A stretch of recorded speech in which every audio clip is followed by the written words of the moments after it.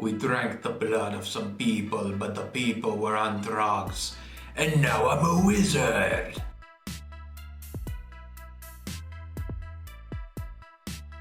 Good evening, everybody. My name is Dante, and welcome to my new space. Yes, I moved into my new apartment a few weeks ago, specifically so I could have enough space to focus on work, music, and this channel. As you can tell, it's still a work in progress. I need to work on the acoustics in here and fine-tuning the lighting and backdrop. But regardless, I'm here, I'm queer, and it's my favorite time of year. If you are new to my channel, I discuss strange and obscure media, such as dark, heavy music and horror films. With October now in full swing, this seems like a perfect time to delve into Tier 2 of my 80s slasher movie, ICEBERG. This is a 4-part series in which I talk about some of the B-movie slasher films from the 1980s that I've watched over the years.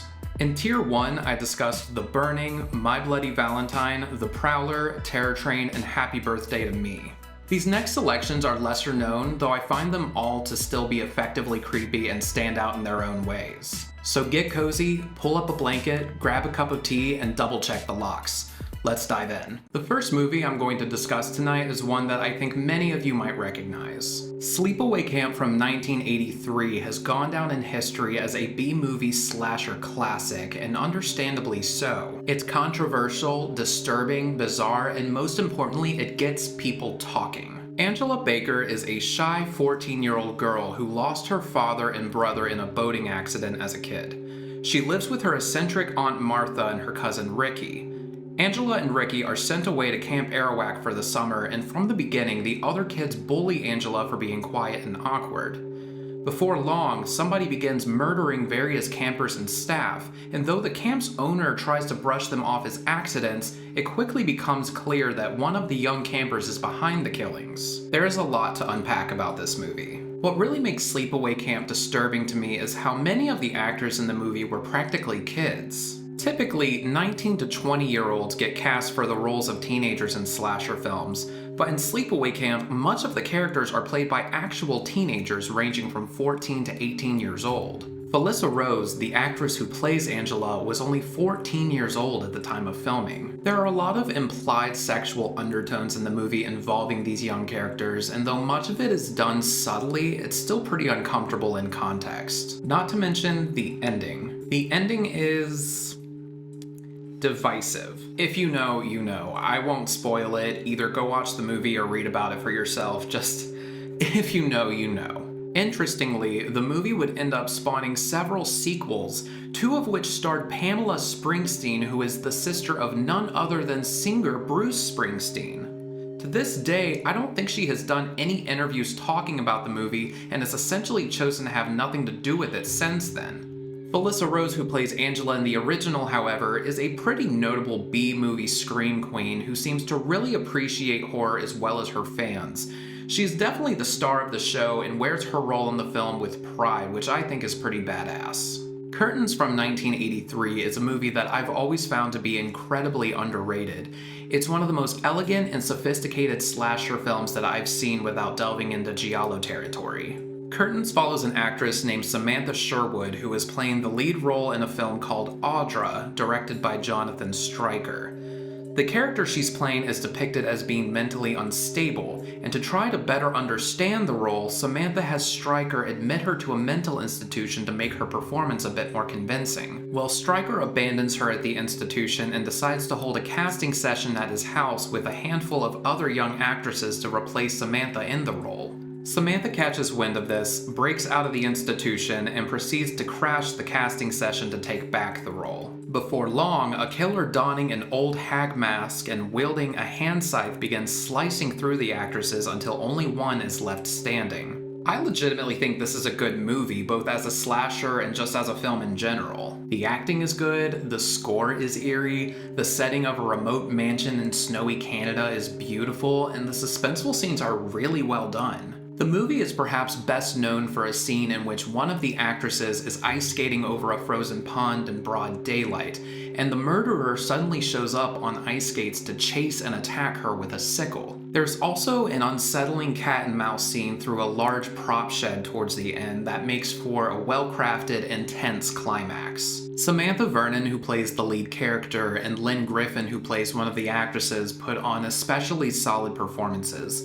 with the latter of the two making for one of the more charismatic and likable leads of the film. Overall, it's a very sophisticated and mysterious horror film that succeeds in its ominous atmosphere, strong acting performances, and the villain's genuinely scary disguise.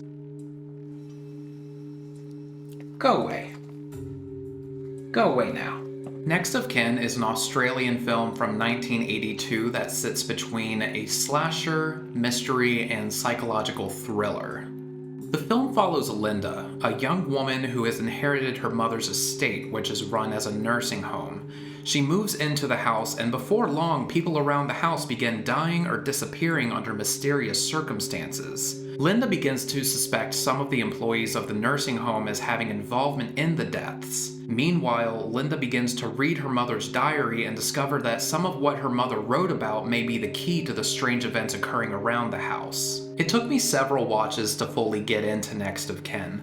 There are a lot of weird, surreal qualities about the movie that make the plot a little difficult to follow. The cinematography reminds me of The Shining, particularly how abstract visual sequences are used to imply what's happening without making it outright clear to the viewer. Something worth noting too is that this isn't a very graphic movie. Most of the death scenes occur off-screen and leave the actual violence completely ambiguous. So I wouldn't recommend this movie to those who like to see a lot of gore. Rather, it's a very atmospheric, suspenseful film for those who like horror with a bit more depth. Another slasher movie that succeeds in its atmosphere is Just Before Dawn from 1980, though its plot is a bit more straightforward. A group of young 20-something-year-olds go camping in the mountains where they end up being stalked and murdered by a mysterious hulking figure who lives there. The movie as a whole takes a very less is more approach. The story isn't very complicated, there is little music or dialogue, and like Next of Kin, most of the death scenes that occur in the film are either off-camera or aren't explicitly graphic. Instead, a lot more focus is put on building a quiet, subtle suspense. The cinematography is very dreamy and hazy, and in place of a typical film score, the music in the film primarily consists of ambient sound and some eerie distant whistling that appears from time to time.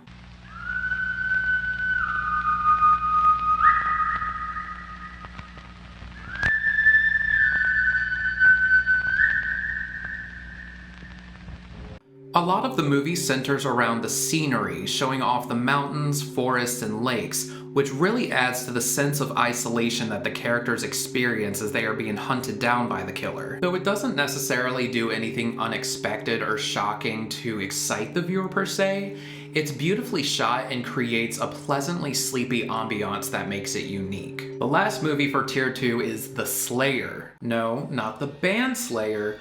Though interestingly enough, the movie would be released in 1982, which was right around the time that the band started to become active. The Slayer follows a woman named Kay, an artist who is struggling with recurring nightmares of a monster who torments her in her dreams. The dreams have taken such a toll on her that her mental health is starting to decline, so she takes a vacation to an island beach house with her husband, brother, and sister-in-law. When they land, they come to find the island is completely deserted and the beach house run down. To make matters worse, a hurricane is coming and their pilot leaves them stranded to weather out the storm themselves. Before long, the group begin getting killed off one by one, and Kay begins to suspect that there is a connection between her nightmares, the beach house, and the deaths of her loved ones. On surface level, one could assume that the concept of the Slayer bears a pretty bold resemblance to that of Nightmare on Elm Street, as its primary plot point revolves around the connection between dying in dreams and death in real time. However, not only does The Slayer precede Nightmare on Elm Street by 2 years,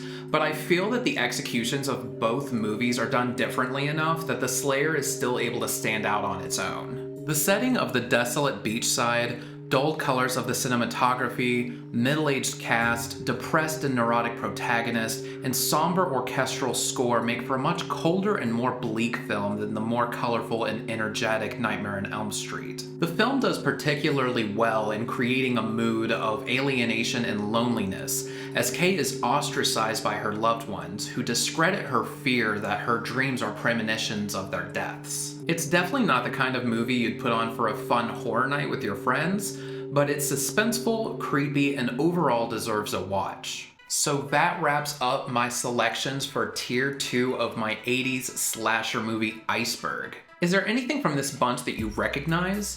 Anything you feel was left out?